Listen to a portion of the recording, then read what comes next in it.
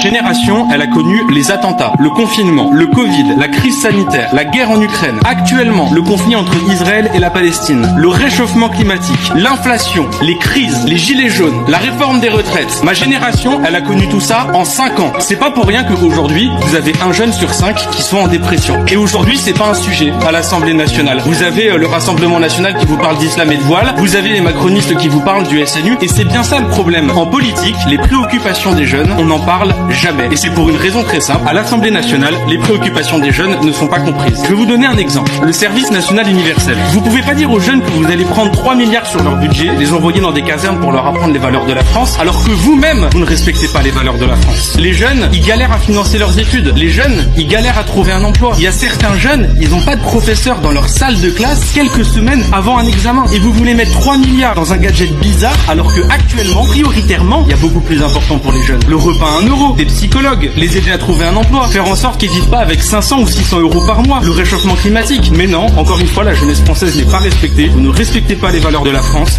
Vous mettez tout cet argent dans un SNU qui nous coûte cher et vous ne comprenez pas que ce soit ressenti comme une injustice par la jeunesse.